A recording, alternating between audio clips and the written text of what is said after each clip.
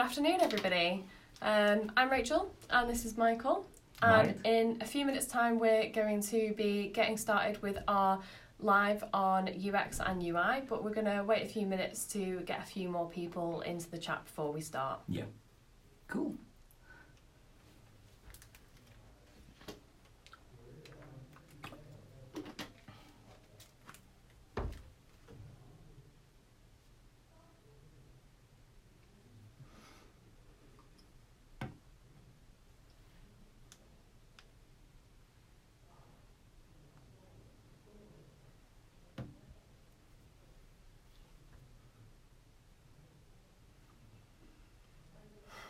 Give it a few minutes. Yeah, good couple of minutes, Yeah. just so that everybody gets the notification, because I know sometimes the notifications on Facebook can be a bit slower than usual. Sure.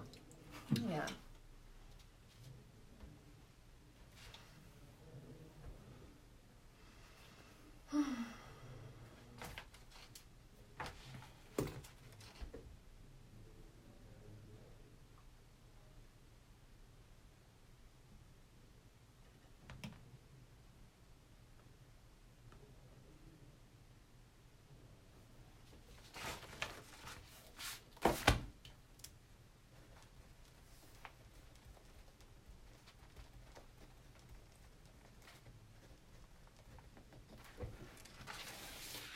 Mm-hmm.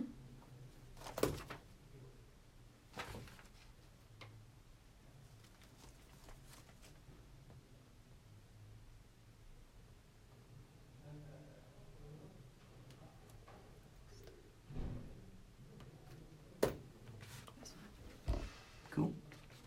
A few more minutes.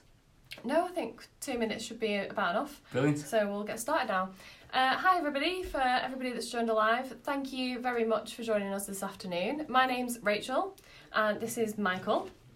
I work in the marketing department here at EKM, and today we're going to be talking to Michael about UX and UI, what we do here, why it's used, and then we're also going to be telling you about a few things that you could do to make sure that your website is always optimised and is good for your customers to use as well. So, Michael, do you want to start off by introducing yourself, a bit about your background and your role here at EKM? Yeah, sure. So, hi guys, I'm Mike Brownlee. I'm the lead UX UI designer here at EKM. And what that essentially means is I'm here to look after you guys. I'm here to make sure that the platform is as easy to use and looks as good as it can for you guys. So for me, from the past, I haven't always been a UX UI designer. I used to be a web developer and a software developer. And that was quite a long time ago, but I've worked with some really great companies over the years. So I've worked with companies like Skybet, Travel Supermarket, Surfology, the NHS, which was a really interesting one, and Big Bus Tours. And there's a few different clients I could go on about, but you get to understand that every set of customers are different, and now I'm dealing with the EKM customers, of course, as well. So for me, my job is more researching and understanding customers' needs, and then from that, creating solutions to your guys' problems and making the platform better for you, which is pretty much the job. And that is, it involves the customers coming in and validating ideas, but I'm the one who pretty much leads the UX UI decisions for the company and takes that forward. Cool, that all sounds very interesting. Yeah. And I know we work quite closely together, so when there's an update, I'll be communicating that to our customers as well. But for those who aren't familiar with it, do you want to just take us through what exactly is UX and UI? Well, yeah, sure. So the big thing about that is people seem to get mixed up about them being the same thing. They're not. UX is more understanding customers and putting customers first in their solutions. It's about the psychological impact of changes and the cognitive behaviour of that. It's all about why we're doing these things, what are we actually doing, is it good enough for the users, and validating them. Well, the UI is more the elements and the actual design side of things, so the interactions between different pages, the elements that we use. And for us internally at EKM, we use a UI design system. And a design system essentially is a collection of elements. So all the elements that we have in the user interface, we store in one big library. And it means that whenever we make changes, it goes across the whole library as well, which is, perfect. Yeah. That's good. So when it comes to EKM, how do we know what customers want and need? Well, the first part of that being is, do you know who your customers are? Which I think when I first joined, we didn't really know. We understood at a very high level the type of customers that we had, but we didn't have a more in-depth of a look of the type of customers that we have. So the first thing that we did is we created personas. So a persona is an example diagram of what each of our customers look like and their needs, their wants, the type of devices they're using, if they've got any accessibility issues. And I think we've got currently about 6 of them made. So that takes you from like the low level user, which is more a user that's got an idea that they want to use EKM, they want to start their own business. Just an example, maybe a person in university that's looking to graduate, they're looking to start their own business and they want to know where they can sell their products. They're looking at us as a provider and they're testing the system to see if it's good. Another type of user that we have is obviously local businesses and people that have realised that they need to have that competitive edge. They need an online presence, so they come to us to build that for them, or they build it themselves. And they are looking to be better than their competitors, and luckily EKM can provide that for them. And then we've also got some high level personas. We do have companies that approach us and to get them to build their websites. One company I'm quite fond of is Gazgills Organics, really big company. We've allowed them to take that step to even go further. So, that's quite a nice stream of our customers. So once you understand who our customers are and the different needs and different areas that they're looking for, you can start bringing those customers in and start speaking to them more. So I'm a big fan of speaking to customers and interacting with them and just seeing what their problems are. But the one thing that's really important about that is you can't just listen to everybody's problems and go, okay, that's the issue. You need to see them in effect. You need to look and visually see what problems there are. So for me, I have a lot of customers that come in and say, "Oh, I hate this area." Cool. Let's explore that a little bit. Let's see what is actually damaging your experience for that. So I'll bring them in. They'll have a little sit down. I'll watch their experience, see what they're actually doing with those individual products, and what's actually great about that is you find out there's more problems that you can adjust that and make that experience better. Right. So bringing customers in and interacting with them that way is perfect, and it's something we call usability sessions. And usability sessions are split between 2 things. 1, speaking to the customers and understanding what they think their problems are, and then 2, they get to test our prototypes as well. So we have prototypes of ideas that we're looking to implement, but we need to validate those with you guys first. I am a big believer that we don't release anything unless it's been validated by a good group of customers, that we know that when we release this, it's going to be a feature that you guys love. I don't want to ever release something and everybody hates it. We should never do that, and that's the whole point of the way I work. It's validating ideas before we take it forward. So once we've done that and we've had the usability sessions, we also explore what's around us in terms of different markets and different competitors as well. So obviously we've got a good group of competitors out there, but we want to be better than them. Of course we do. Of course. So we look at different ideas that are out there, but I always look at making something better than them. I never like the idea of some companies just look at different websites and go, I want to copy that idea and implement it. That is not how we work at EKM. We very much look at evolving an idea or validate that that's even an idea that people want. I don't want to spend a big group of 6 months building something that people don't really want. I really want to change this company to build something that is customer first, and if they can validate and say I like this, great. But if there's an idea out there that people are interested in, great, we'll have a look at that, but let's evolve it to be better than the rest. So that's quite a few different areas I'd say where we figure out customers' needs. We also look at different work based on our suggestion board as well. So you guys put up ideas about different suggestions where we can improve our system. The more upvotes that gets, the more likely we are to implement it. So you've seen stuff in the past. We've implemented Stripe, we've implemented Royal Click and Drop, both really great things. And we're looking at implementing more of those things. I'm quite excited to see that there's some big pieces of work going out of that as well. That sounds really good. And definitely something that we obviously want customers to enjoy our experience with our platform. Yeah. If any of you are interested in joining some of Michael's usability sessions, there should be a link in the comments down below for you to click, and you'll be able to register. And Michael will be in touch with you. Yeah. So that's, for me though, is those usability sessions are great, but you don't have to come in. I'm quite happy doing a screen sharing session with you guys, where we'll go through the prototypes over different laptops, and you can have a little play around, give me feedback, and I can watch you use it. That's absolutely perfect for me. Yeah.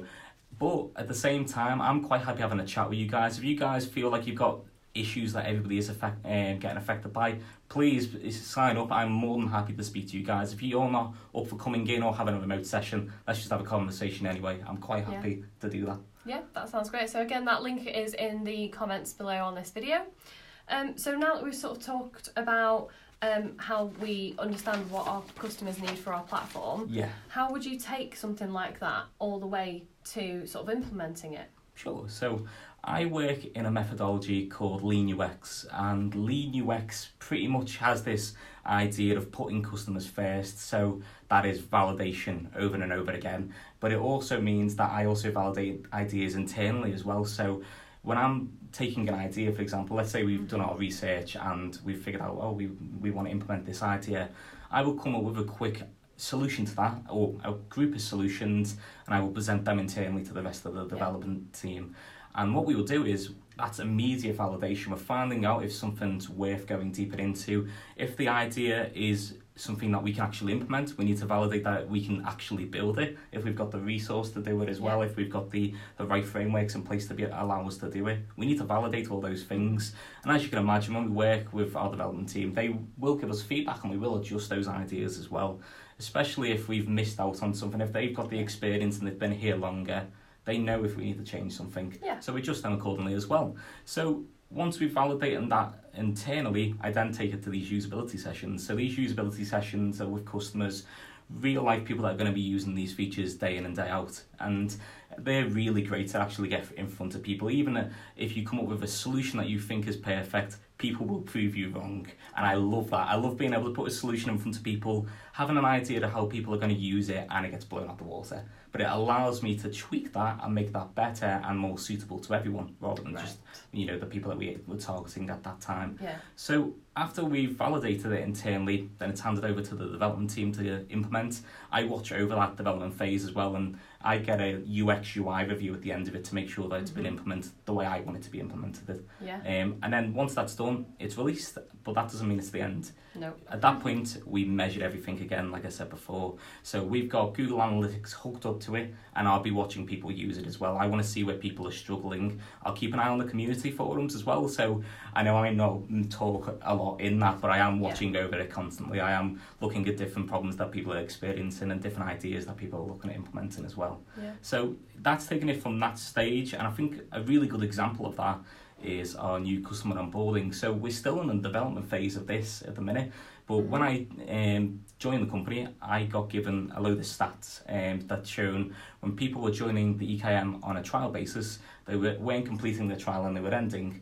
And we found that people were coming in, they were setting up a shop and they were just changing it around, adding some products and changing the design a little bit, but they didn't realise some additional steps they need to do before letting that website go live. They have to do some additional things. So they have to add some products, they have to add some payment methods, they have to add a delivery method as well, and they have to set up a domain, so the URL that you guys are going to be able to access the website from. So they had to have a look at that and experience all that. And then from there, we come up with a solution, a really nice new onboarding survey where we could understand our customers a little bit better. And I took that to the usability sessions, and we found the questions we asking weren't in depth enough. They were at a very high level that we didn't really understand the type of customers that we had. We had to tweak those questions so we could find out more about the people. We had to figure out more about their company, about themselves, and what they were trying to gain from EKM. So we altered those questions to be more unique, and that went great. went back to the customers, and we found out it wasn't perfect again. That's fine. Right. So it's one of them that it's forever evolving until we have the right set of questions and the right set of tasks to make customers happy. We actually now have got a brand new onboarding experience where it's that same survey. Based on your answers on that survey, you are given a certain set of tasks to set up your website. And that takes you forward and allows you to set up your shop a lot easier. I'm really excited to see that go live. I think it's going to be a really great change. Me too. Yeah, it's going to be really good. I think it's going to be a really nice way of setting up a shop. Something that our competitors haven't been able to do, and I'm glad that we'll be able to get it perfect. Yeah. That sounds really good, and something that really helps new customers as well as you know, existing ones. So now that we're about halfway through, I just want to introduce us again, just to make sure that people that have joined since we started know where we're up to. So I'm Rachel, and this is Michael. Yep. Michael is our lead UX designer here at EKM, and we've just been talking about what UX is, what it means, what it can do to help improve our platform, but also your website. And we're going to be talking about what you can do and what you can take from this session and try and implement on your own website as well. Yeah. So I just want to let you know, if you've also got any questions, if you pop them in the comments below, I'll be either going to ask Michael them at the end of the session, or we'll get back to you via the comments as soon as we can after the live. Yeah. And if you want to join any of the usability sessions, there should be a link in one of the comments below where you can sign up, and Michael will be in touch with you either by phone, or he can invite you in to do some usability sessions in-house. Yeah, so one thing to mention as well is at the end of this we will have a summary, so if you've only just joined this conversation, that's fine. Some of the points that we've gone over before I will bring up again in a summary at the end. So yeah, don't worry about it if you've only just joined. That's great. So shall we move on to our next section now, Michael? Yeah, so cool. We're going to be talking about what you can do if you own a website, if you're an EKM customer, if you're not. We're going to be talking about a few things that you can actually do to have a look at your website, sort of take note of it and maybe improve it. So, Michael, what sort of advice would you give to the viewers to sort of make the UX and UI better on their websites? Yeah, sure. So as you probably get picked up already, I'm all about making sure you got the facts before you change anything, and that's because I use a lot of analytical tools at EKM to understand how customers are using our system and how where they're failing is probably the word I'm going to use. So one of those softwares is something called Hotjar, and it's a free software, so you guys can use it as well. And what that gives you is the ability to visually watch back sessions, so where customers are using your websites. So for me, we've actually just put on a load of the Hotjar functionality onto our onboarding survey to see how people are answering them, if they're if they're okay going through it, and where they might be struggling a little bit. Is Hotjar a free tool? It is, yes. Yeah. It's a free tool. It's just if you go over a certain amount of different websites, but for the first few ones, it's pretty much free. That's really good. But it also gives you the capabilities to have some heat maps in there as well. So looking at your pages and understanding where customers are clicking on, where they're scrolling down, and what they're actually looking at, and that breaks that down on different devices as well. So you can find out what people are looking at on desktop or mobile. It just gives you that more enhancements to actually view what people are doing. So heat maps, just for anybody that doesn't know, can you just explain what they are and how it shows indications of where is popular on your page? Yeah, so a heat map shows you, it's pretty much a screenshot of the page, and it shows you warmer areas that people are interacting with. So for example, the redder the area, the more interaction it's getting. It also shows you how far down people are going on your websites, because as you can imagine, some people just scroll around the top navigation options, so they don't actually scroll down and look at some content, but that can give you the information of where you should put your better products or things you're trying to sell more. You can understand where to place them better to make your website more usable and more gain more sales. That's really good. Yeah, so that's one avenue of one of the measurement tools I'd use, but also Google Analytics. People underestimate Google Analytics so much. I'm a big fan of it. It also goes really hand in hand with our analytics system as well. Yes, but for me, I use it internally to gain as much information I can as possible, to see which links people are clicking on, to see which areas they're clicking on, to see what the most popular pages and what aren't, where people are bouncing out as well. So For example, I could see that people were bouncing out of one of our settings page, so we tweaked it to make it more usable and make it better, and now people aren't bouncing out of it so much. So for me, I'm a big fan of that, and you know, I'd go with that. I've actually got quite a big do's and don'ts list, so you might see me looking down on my notes a little bit, but that's only because I've got so much to go through. The other thing is empathise with your users.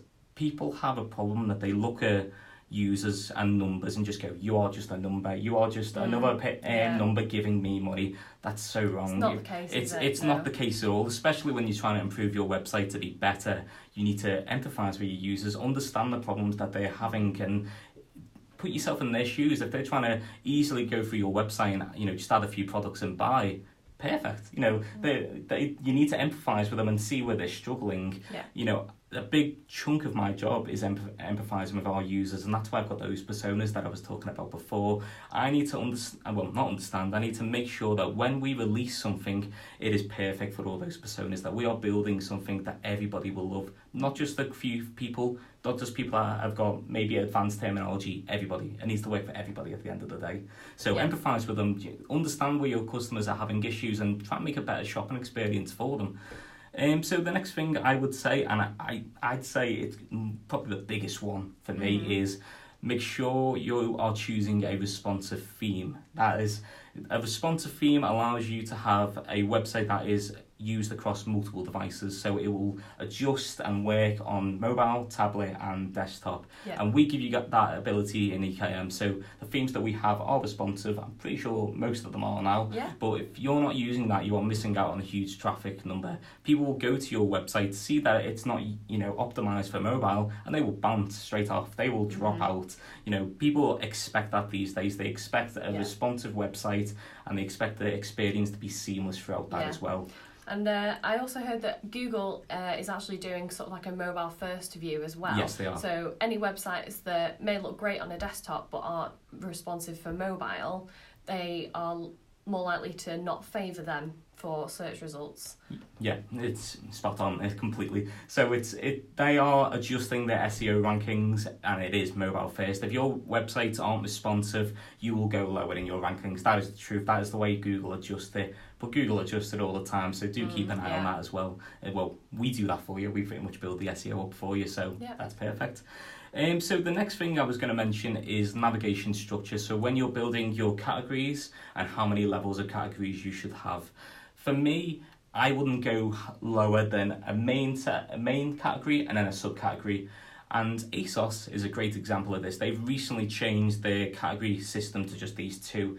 And what they noticed before was they had such an in-depth look at it that people were not visiting these pages. They weren't actually going into them. It was too deep. It was too deep. It's more, you could say it's navigation versus search. People, if they're looking for something specific, they're going to use your search instead. They're not going to use your navigation system. While if they're looking and browsing, they will use the navigation system instead. So keep that quite short. It'd be better. I quite like it, the ASOS one, like I said before, because it just has men's and then the actual clothing that you can get from there, rather than the type of material that goes to. When you get to that level, they're either going to use search or they're going to use your filtering system, and that's the best way to look at it. So the next thing for me is the terminology that you are using on your website. For me, people are scared by big, crazy words. If they don't understand the word, they're not going to buy the product. That's it, the truth at the end of the day. If people look at eBay, for example, and they've got all these crazy titles, they're also going to be a bit put off by it as well. You should describe your products exactly what they are, exactly what they look like, and people will be more up for going into that item and you looking at it. If it's got all this different weird colours, they're not going to look at it. They'll be looking for the basic colours and palettes more than anything. So with your descriptions, you want to keep them as simple as you can, but give enough detail so that the customer can find out that detail if they want to.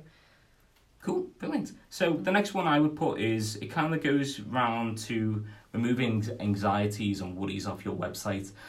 That is a big problem today because people don't really realise it. If you don't put that you're secure or that you're an actual person, people kind of get worried. The internet today is a scary place for many users, and they need to be feeling secure, comfortable when they're going through a website.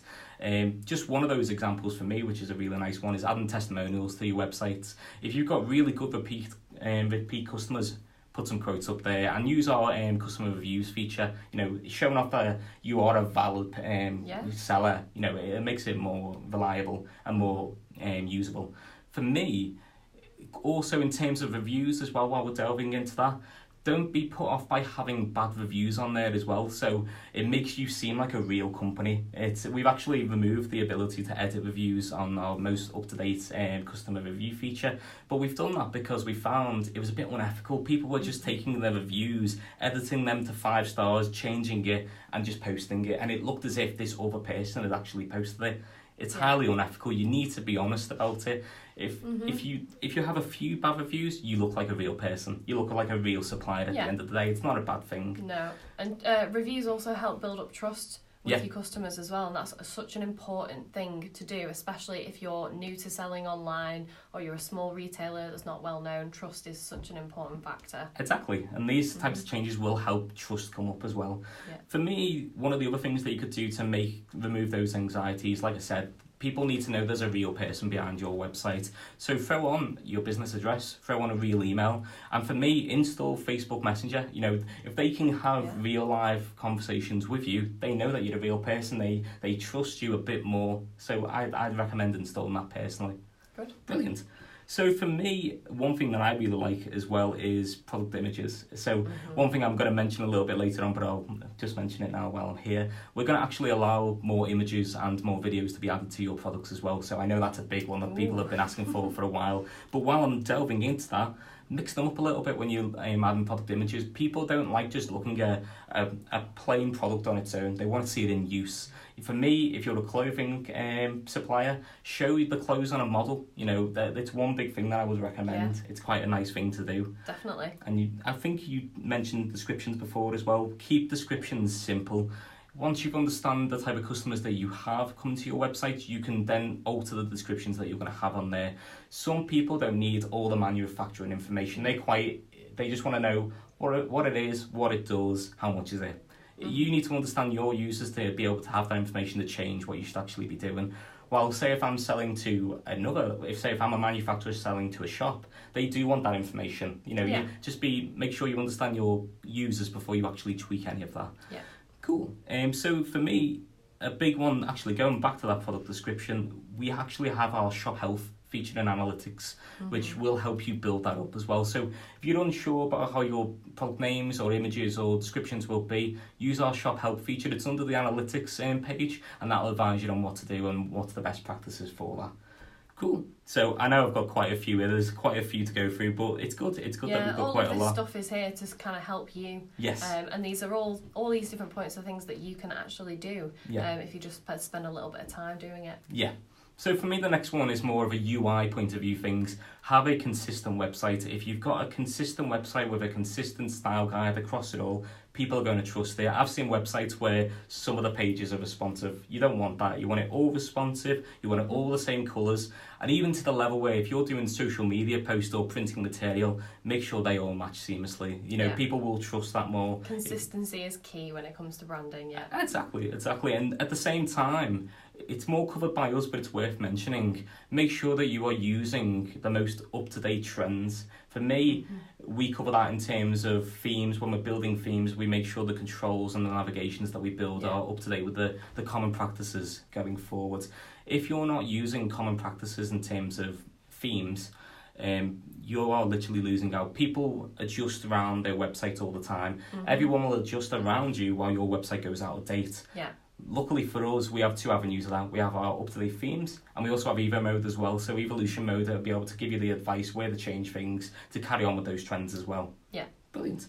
So for me, the next one would be something called value proposition. So value proposition is the understanding of when customers come to your website for the first time, they know what you sell and they know what you do, and you give them that nice little image of who you are and what you do.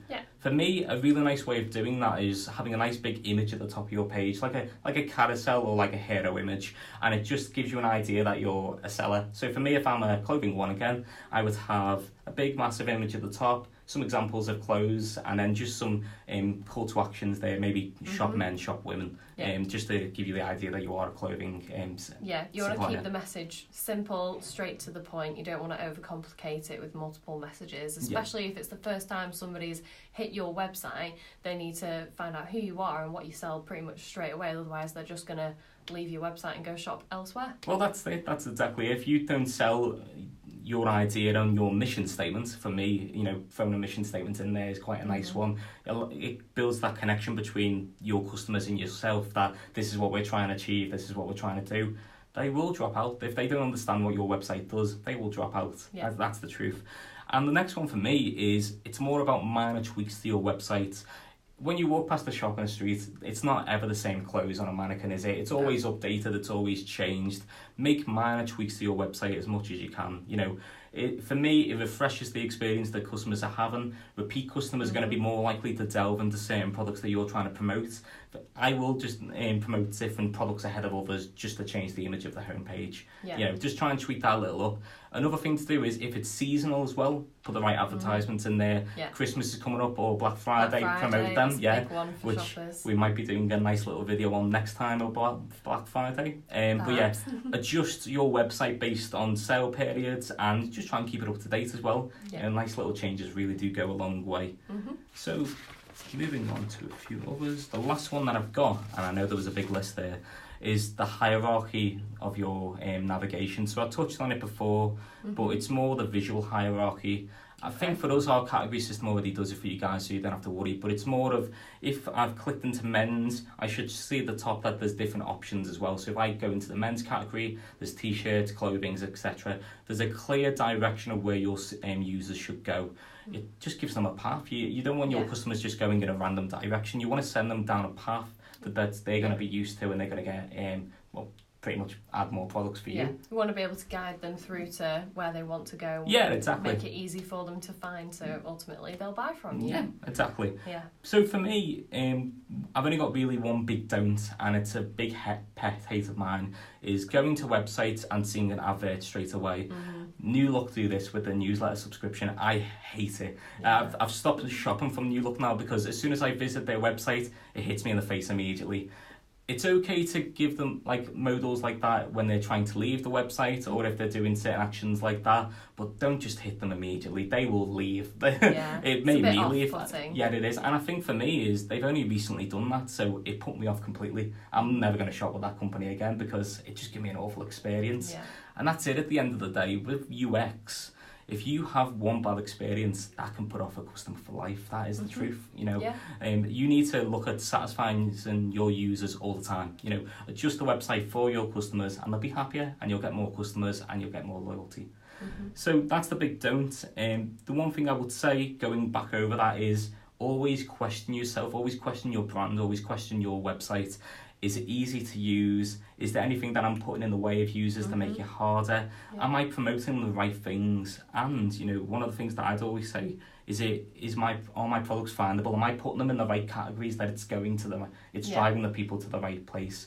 And before you know it, you will adjust your website in such a way that you will be able to promote certain things yourself. Based on the way that you've laid out your website, people will be clicking on these adverts, they will be clicking on their products. Before even looking at your analytics, you'll be able to predict which ones they're using more. So always question yourself, always question your website, always question your brand. Can I make it better? Well, great, let's do this. Let's change these things to make it even better. So they're the do's and don'ts, but I'll give you some benefits of doing all them as well. So internally, in terms of doing a lot of the UX and UI process, it allows us to build a solution that people are going to love, and it means that we don't have to go over it again. It means that we can make little tweaks, but it doesn't mean we're going to make any dramatic changes. It means that it's a reducement in development time, it's a reducement in the engineer's time, but in your case, guys, as well, it's also a reduction in your time being spent on that area. If you can optimize it and make it better, the customers love that area. You won't have to go back to it as much, but you'll be able to make little tweaks to enhance it. And that's what UX design is all about. It's about making little tweaks to enhance your website. So the other thing I'd say is, you also will end up having a clean, intuitive design. So if you end up putting a lot of time into building a really good brand image and a good style guide, you will have a beautiful design across it.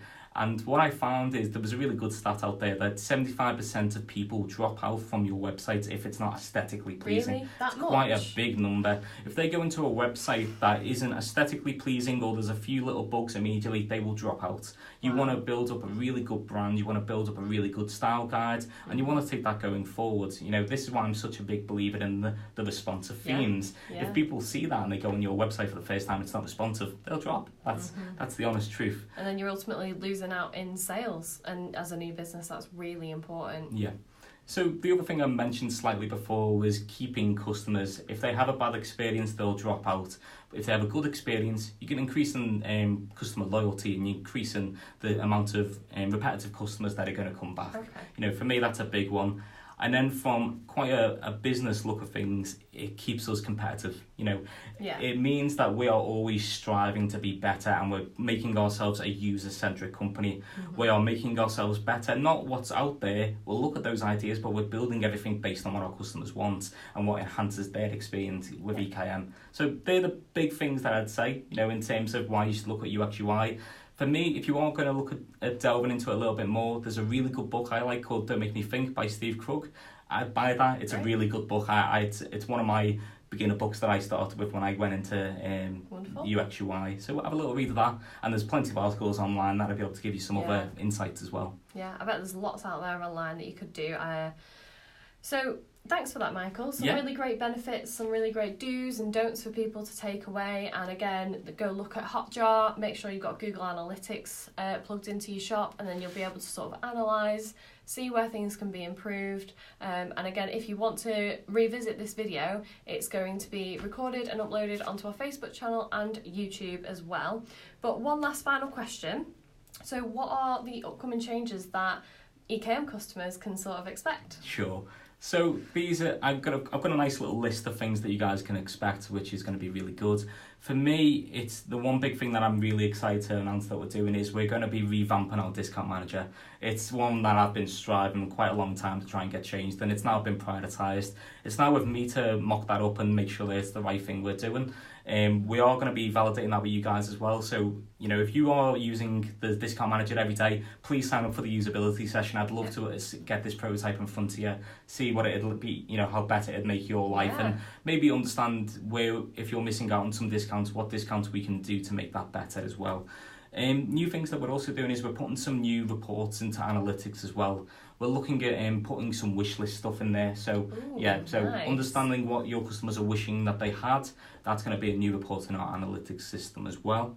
So one thing that's actually been released, I think it was yesterday, which has been really good, and I'm really glad that it got implemented, is the dashboard drop-down time frame. So yes, I know a lot of customers have been after that for quite some time. It has. It's been really good. And it's quite amazing that how customers react as well. And this is just one example.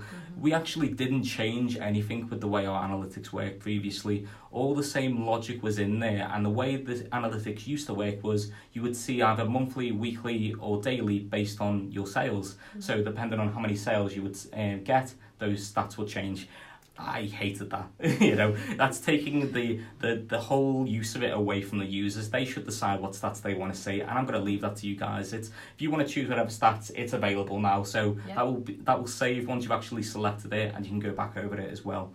So the next thing that we're looking at implementing is more of a marketing tactic, but coming from a background that I've had, and I've dabbled in marketing before, is product scarcity. And what that means is, when you look at a product, it's going to tell you how many people are looking at it. It encourages people to buy it as well, and encourages the people to try and spend a bit more. Just one example is when I was working with Sofology in the past, we were trying to promote sofas a bit more. You know, they actually launched a range of beds, and we were trying to promote them a little bit more. When people were looking at them, we would tell them how many were left in stock, and we would also tell them how many people had bought that day, how many people had been looking at it right now, or had it in their bags. Even that, yes. It just enforces your customers that you just go, ooh, I better buy this now before it runs out of stock. That is one little great thing that it does, and you know, it will enhance sales. I really truly believe that. So the next thing that we've got on there, which I've mentioned before, is we're going to be allowing more product images and videos on there. So when you're going to be adding these areas, there will be more slots available for you. So that will be going in there as well. We've also just made some enhancements to our product carousel as well. So the carousel on your themes, they're going to be made better. I know our Shopfront team are currently working on that at the minute, so that will be enhancing that feature that work better for you guys as well. One thing that I'm really happy is going to be getting built is we're going to be rebuilding our shop search. So the search at the minute, it doesn't really, you can go into it, you can press enter, but it just gives you a page of results. I want predictive search. That's the big thing that I've been wanting for a while now, and it's been approved. It's going to be getting worked on, and that's another one with the Shopfront team as well. It's going to be really good. It's going to get mocked up first, making sure that we're showing the right results for you guys first. It'll go through that same process, and then boom, it'll be out as soon as it's ready. And then the last one, which we've got on there, is the EKM blog. So we've had a lot of feedback in terms of the way our blogging systems work, in terms of the WordPress one that we offer. We completely listen to you guys. We're going to be making our own EKM blog system. It's going to be really easy and simple to use. I'm really excited to start work on that one, is to build a solution that I know you guys are having problems with. So that's going to be a really good one that we're going to be working on soon. So they're the ones that I've mentioned. The only thing I will mention as well is, just to reiterate, if you guys really want to get involved more with this and more with myself, please sign up to the usability form in the comments. I really look forward to speaking to any of you as well. Yeah, that all sounds really, really good, and I'm sure a lot of you will find a few things useful. Maybe you could apply a few things that we've talked about in this session to your own website. So just as a quick recap, what would be your number one do and your number one don't for our viewers? Number one do, understand your customers more. You know, there's so many companies out there that don't take that effort. They're, like I said to you before, that people are just numbers to them.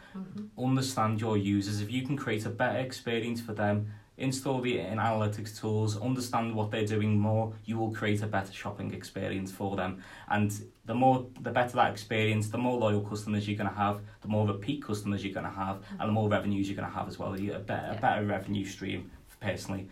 Big don't, and the only don't throw adverts in the customers' faces. You know, I absolutely despise that. Do it in the right way, where it's not immediate. Do it where it's, if they're leaving, if you've noticed that they are leaving or they're going to put their cursor towards it, which we have the ability for, then throw something up. That all sounds really good. Thank you so much, Michael. It's been a really great session. We've learned a lot. I just want to say to you guys, if you missed the video or you want to re-watch it, it will be saved on our Facebook channel under the video section, so you can re-watch it again. And we're also going to upload it to our YouTube channel as well, so you can watch it there. If you do want to join the usability session, please click the link in the comments below and sign up for it. Only mentioned 4 times in the video. And if there are any questions, which I don't think there are currently, but if you have any questions after the session, myself or Michael will be here to answer them for you in the comments. So brilliant. And on that note, thank you very much for your time, everybody, and thank you for your time as well, Michael. Cool, thank you guys. Make sure you watch out for the next Facebook Live. It's going to be a bit of a special one. So I'll be posting some notifications so to keep you updated just before it goes live. But there's going to be some really good information in there all about Black Friday. So thank you very much, guys, and we'll see you next time. See you later, guys. Bye.